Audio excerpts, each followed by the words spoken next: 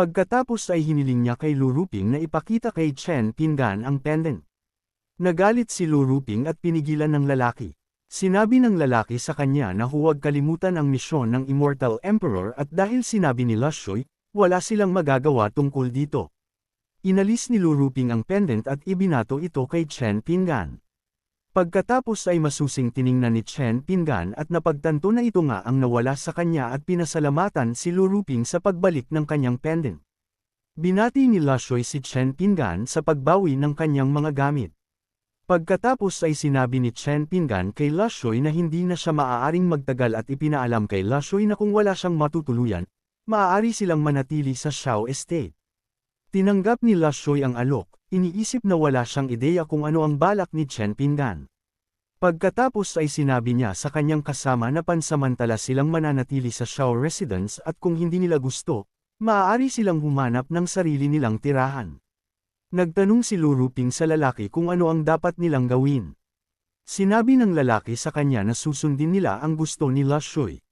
Pagkaraan ng ilang oras sa Shao Residence, tuwang-tuwa si Xiao Boajo na pinarangalan ng presensya ng grupo ni Lashoy. Sinabi ni Lashoy kay Xiao Boajo na hindi na kailangan ng gayong papuri dahil naglakas loob lamang siyang bumisita at umaasa na hindi siya tutol. Bamulong si Lu Ruping na walang saysay ang manatili sa isang maliit na pamilya. Idinagdag ng lalaki na narinig niya na isang junior ng pamilyang Xiao ang kinuha ng Immortal Emperor Dugu upang maging kanyang disipulo ngunit hindi siya sigurado. Dumating si Xiao Boajo at sinabi na narinig niya na mayroon silang mahahalagang bisita. Pagkatapos ay yumuko siya, at binati ang tatlong bisita. Nasiyahan ang lalaki at nagtanong kung si Xiao Boajo ang disipulo ng Immortal Emperor Dugu. Hindi sumang-ayon si Xiao Boajo at ipinaalam sa kanila na bagaman siya ay mayroong Immortal Flame Physique at halos matanggap upang maging kanyang disipulo, pinatalsik siya kahapon. Nagulat ang grupo at nagtaka kung paano hindi maglakas loob ang Immortal Emperor Dugu na tumanggap ng isang disipulo na may Immortal Flame Physique. Pareho ang reaksyon ni Lu Ruping. Nagpatuloy si Xiao Boajo sa pagsasabi na nasugatan ang kanyang nakababatang kapatid sa seremonya ng apprentice at gusto niyang labanan ng sinumang gumawa nito ngunit nagpa siya ang Immortal Emperor na hindi maganda ang kanyang pagkatao. Nakakuha ng ideya ang lalaki at sinabi kay Lu Ruping na magbabayad sila ng kasalanan sa pamamagitan ng paggawa ng mabubuting gawa. Nagtaka si Lu Ruping kung gusto ng lalaki na ipakilala si Xiao Boajo sa Immortal Emperor at kung posible ang kanyang plano. Pagkatapos ay pinatawad ng lalaki si Xiao Boajo, sinasabi sa kanya na mayroong maraming Immortal Emperors at kung interesado siya, maaari niya itong irekomenda sa iba. Pagkatapos si Xiao Boajo sa lalaki. Samantala, sa King Yuan Town, nagme-meditate si Chen Pingan. Naisip niya na ang Immortal Spiritual Being ay napakakapakipakinabang at sa isang gabi lamang ay nakapagpalipat siya ng ika-4 na silk thread. Pagkatapos ay bamulong siya na nakakahiya na hindi niya nabili ang bagong Immortal Spiritual Being sa Fairy Treasure Pavilion, kung hindi ay mas malakas na siya ngayon. Gumaan ang pakiramdam niya nang malaman na naasikaso na ang mga bagay sa Immortal Realm kamakailan. Binuksan ni Chen Pingan ang pinto at napansin na nakaupo si Zollinger sa isang kumpol ng susi. Itinago ni Zollinger ang pakwan at tinanong ni Chen Pingan kung wala siya sa yugto ng pagpipino ng susi. Pagkatapos ay nagtaka siya kung posible bang lumutang kapag nasa Key Refinement Realm ka. Naisip ni Zollinger na talagang nabawi niya ang ilan sa kanyang mga alaala at nalaman na nasa Nascent Soul Realm na siya. Tinanong ni Chen Pingan kung gaano karami ang naaalala niya at kung naaalala niya ang kanyang tunay na pagkakakilanlan. Sinabi ni Zollinger sa kanya na hindi niya naaalala ang lahat ngunit naaalala niya kung sino ang kanyang ama, ang Immortal Emperor Bashan. Naniwala si Chen Pingan na ang lakas at alaala ni Zollinger ay seliado ng magkasama at dahil siya ang anak ng isang Immortal Emperor, sinabi niya na maaaring kasing lakas din siya. Pagkatapos ay tinanong ni Zollinger si Peachtree kung talagang desidido siyang sabihin kay Chen Pingan. Tiniyak sa kanya ni Peachtree na tinanong na niya si Jiang Yukon at pumayag ito. Sinabi din ng Dragon na kung hindi nila ipaalam kay Chen Pingan ng maaga, kapag nabawi niya ang kanyang lakas, baka magalit siya sa kahihiyan at gawin siyang goldfish at humingi ng pabor kay Zollinger. Buong pagmamalaking sumagot si Zollinger sa pamamagitan ng pag-iwan nito sa kanya. Pagkatapos ay sinabi niya kay Chen Pingan na mayroon siyang sasabihin sa kanya, na tinanong naman ni Chen Pingan kung ano ito. Nagpatuloy siya sa pagsasabi na bigla niyang natuklasan na ang mga bagay sa bakuran ay hindi kasing simple ng kanilang hitsura at bawat isa sa kanila ay napakalakas. Mukhang may ilang restriction na pumipigil sa kanila na ipakita ang kanilang kapangyarihan. Nanlaki ang mga mata ni Chen Pingan nang tanungin niya si Zollinger kung maaari siyang makipag-ugnayan sa kanila at kung gayon, bakit hindi nila maipakita ang kanilang mga kapangyarihan. Pagkatapos ay sinabi ni Zollinger kay Chen Pingan na huminto sa pagtatanong dahil sumasakit ang kanyang ulo tuwing may naaalala siya. Pumayag si Chen Pingan na huminto at sinabi sa kanya na bumalik sa kanyang silid at magpahinga. Ngumisi si Zollinger at sinabi sa mga nilalang na nagawa na niya ang lahat ng kanyang magagawa at ang natitira ay nasa kanila na. Nagpasalamat si Peachtree kay Zollinger at tiniyak sa kanya na sila na ang bahala sa natitira. Pagkaraan ng ilang minuto, naisip ni Chen Pingan na hindi basta-basta magsasabi ng kung ano-ano si Zollinger at mukhang hindi ordinaryong bagay ang mga gantimpala na ibinigay ng sistema. Pagkatapos ay napansin niya ang manok. Nag-alala ang Phoenix kung bakit siya ang pinili ni Chen Pingan, pati na rin ang pag-aalala kung bakit siya patungo sa kusina at nagtaka kung ano ang kanyang plano. Susugurin na sana ni Chen Pingan ang Phoenix at bamulong na dahil sinabi ni Zollinger na sumasakit na ang ulo niya, gagawin niya itong sopas ng manok. Natakot ang Phoenix at gumawa ng ingay. Pagkatapos ay tinanong ng Phoenix si Chopper na huwag siyang tadtarin at sinabi na sila ay magkakapatid na sa sumpa. Humingi ng paumanhin si Chopper at sinabi kay Phoenix na siya ay isang kutsilyo lamang. Naisip ng Phoenix na tapos na ang lahat at hindi sana siya pumayag sa ideya ni Peachtree. Bamulong si Chen Pingan na hindi inaasahan, hindi man lang humingi ng buhay ang manok at naniwala na ordinaryong manok lang ito. Pagkatapos ay naisip niya ang isang bagay na hindi ordinaryo at kung hindi niya matatanong si Zollinger, maaari niyang puntahan at tanungin ang Black Dragon. Tinawag ni Chen Pingan ang aso at sinabi sa kanya na mayroon siyang itatanong. Telepatikong sinabi ng True Dragon sa Black Dragon na ito ang nakababata na alam niyang gagawin. Idinagdag ng Phoenix at sinabi sa Black Dragon na huwag sabihin kay Chen Pingan ang anumang bagay.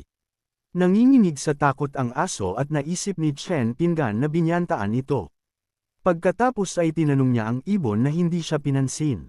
Pagkatapos ay naisip ni Chen Pingan na kung tatanungin niya ang Bronze Sword, marahil ay hindi ito sasabihin sa kanya at nagtaka kung sino ang makakapagsabi sa kanya. Nagdahilan siya na ang mga item sa bakuran ay direktang ibinigay ng sistema at nagplano na magtanong ng direkta mula sa pinagmulan. Tinanong ni Chen Pingan kung online ang sistema. Isang mensahe ng sistema ang lumabas na nagpapalam kay Chen Pingan na bantayan ang kanyang mga aksyon. Isang sinabi ni Chen Pingan sa sistema na binigyan niya siya ng napakaraming kayamanan ngunit hindi niya sinabi sa kanya ang anumang bagay at kung alam niya na napakaraming kayamanan, hindi sana siya gaanong natatakot. Nagalit ang sistema at sinabi kay Chen Pingan na inayos niya ang napakaraming item at lahat ng ito ay kayamanan at na ang Black Dragon ay gawa rin ito. Idinagdag pa nito at sinabi kay Chen Pingan na isipin kung maaasahan niya ang mga item magpakailanman at kung sinabi ng sistema sa kanya sa simula, nagtaka ang sistema kung magagawa niya ang mga misyon. Pumayag si Chen Pingan at sinabi sa sistema na medyo nakikipagpalitan lang siya. Pagkatapos ay naisip niya na magiging madali na ang mga misyon mula ngayon dahil mayroon siyang mga kayamanan. Ipinaalam ng sistema kay Chen Pingan na kung nais niyang gamitin ang mga item, magkakaroon ng malaking panganib at kung mayroong isang sakam na tao sa Mind Realm, mapapahamak siya. Bamulong si Chen Pingan na hindi maaaring magkaroon ng napakaraming tao sa Mind Realm sa Immortal World.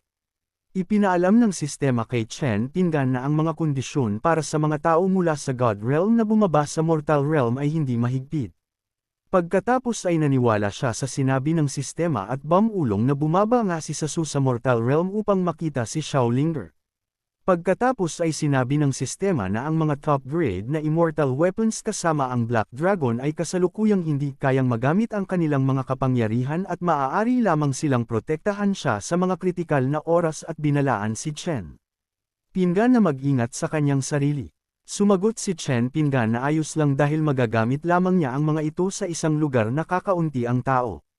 Pagkatapos ay naisip niya na dahil si Zollinger ang prinsesa ng Immortal Realm, Ang mga item sa kanyang bahay ay pawang immortal weapons at nagtaka tungkol kay Jiang Yukon. Balisa si Jiang Yukon at Bamulong kung kailan naging matalino si Chen Pingan. Idinagdag pa niya na kailangan niyang mabilis na makahanap ng gagawin para sa kanila upang pigilan si Chen Pingan sa pag-iisip.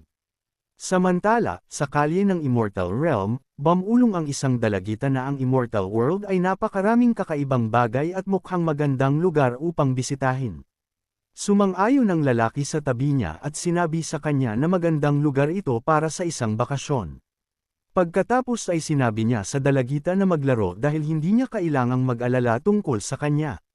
Nagpasalamat ang dalagita sa kanyang master. Pagkatapos ay naisip ng lalaki na bagaman sinabi ng mga ninuno na ang malalim na kapalaran ni Xiaoyan ay makakatulong sa kanya na makahanap ng pagkakataon na makalusot at ang Immortal Realm na kinalalagyan nila ay medyo liblib, nagtaka siya kung mayroong isang taong may talento na nagtatago doon. Nag-alinlangan ang lalaki kung nagkamali si Xiaoyan ng lugar at mayroon pa ring 2 araw bago sila umalis. Pagkatapos ay napansin niya ang liwanag at naniwala na ito ang pamimilit ng mga immortal weapons. Napagtanto ng lalaki na ang aura ay mas malaki kaysa sa mga ninuno. Pagkatapos ay nakita niya si Chen Pingan na may hawak na tiko. Nagtaka ang lalaki kung ang nakakatakot na aura ay sanhi ng tiko at kung paano napunta ang gayong kayamanan sa kamay ng isang tao na nasa fencing stage. Pagkatapos ay tiningnan ni Chen Pingan ang lalaki at nagulat ang lalaki, iniisip kung paano nakita kaagad ng isang tao mula sa fencing stage siya. Samantala, naramdaman ni Chen Pingan na may nakatingin sa kanya. Pagkatapos ay isinantabi niya ito at naniwala na nagpa-paranoid lang siya. Naghanda si Chen Pingan ng Mang Fanny Tea at sinabi sa kanya na bagaman hindi ito maganda, kakaiba ang lasa. Naisip ni Mang Fanny na ang tiko sa kamay ni Chen Pingan ay talagang maaaring magpukaw ng kakaibang pangitain ng langit at lupa. Pagkatapos ay naniwala siya na ito ay tiyak na isang kayamanan mula sa God Realm. Sumipsip si Mang Fan ng tsaa at naramdaman na ang kanyang spiritual route ay naging mas malakas. Naniniwala na ang kanyang paglalakbay sa Immortal Path ay tiyak na magiging maayos. Gumaan ang pakiramdam ni Chen Pingan at Bamulong na mukhang malaki ang naitulong ng tsaa kay Mang Fan. Sinabi ni Mang Fan kay Chen Pingan na wala siyang paraan upang bayaran ang kanyang dakilang kabaitan at hiniling kay Chen Pingan na tanggapin ang kanyang paggalang. Sinabi ni Chen Pingan sa kanya na isang maliit na pagkakataon lang ito at hiniling sa kanya na huwag itong pansinin. Pagkatapos ay ipinaalam ni Mang Fanny kay Chen Pingan na narinig ng kanyang master na kailangan ni Chen Pingan ng isang immortal spiritual being. Pagkatapos ay tinawag ng isang lalaki si Chen Pingan at sumigaw na ang kanyang pangalan ay Liam Moxian at ang kanyang disipulo na si Xiaoyang ay dumating upang batiin siya. Binuksan ni Chen Pingan ang pinto at nagtaka kung sino ang dalawa. Pagkatapos ay naisip niya na hindi kilala ni Mang Fanny ang 2 estranghero, gayunpaman mukha siyang medyo takot. Naniwala si Mang Fanny na ang aura ni Limousian ay mas malakas kaysa sa Immortal Emperors at naniwala na siya ay tiyak na isang tao mula sa God Realm. Pagkatapos ay nagtanong si Chen Pingan kung bakit sila dumating. Pagkatapos ay napagtanto niya na sina Limousian at Xiaoyang ay hindi maliliit na isda dahil takot si Mang Fan kahit na siya ay disipulo ng isang Immortal Emperor. Binati muli ni Limousian si Chen Pingan. Nag-alinlangan si Xiaoyang at nagtaka kung si Chen Pingan ang gusto ng kanyang master na makilala niya. Pagkatapos ay naisip niya na anuman ang kanyang tingnan, nasa fencing stage lang siya. Nanlaki ang mga mata ni Xiaoyang nang mapansin niya na ang enerhiya ng tiko ay somehow mas malakas kaysa sa armas ng mga ninuno. Naisip niya na ang mga ganitong uri ng armas ay may sariling pagmamataas at hinding-hindi sila magpapagamit sa isang simpleng tao. Naniwala siya na tiyak na isang walang kapantay na powerhouse si Chen Pingan. Pagkatapos ay sinabi ni Limousian kay Chen Pingan na hindi niya sinasadyang naramdaman ang enerhiya ng kanyang tiko mula sa kabilang panig at naisip na bastos na dumating siya upang humingi ng paumanhin. Naguguluhan si Chen Pingan at nagtaka kung ang enerhiya ng tiko ay talagang maaaring umabot ng ganoon kalayo. Naisip niya na hindi siya sapat na maingat at hindi niya ito dapat ipagyabang sa hinaharap. Idinagdag pa niya na iisipin ng mga tao na isa siyang senior dahil mayroon siyang first-class immortal weapon at iisipin na siya ay isang immortal emperor. Naniwala siya na somehow maswerte siya dahil hindi niya naaakit ang isang tao mula sa God Realm. Like, comment, share, and subscribe naman dyan mga itudo. Maraming salamat po.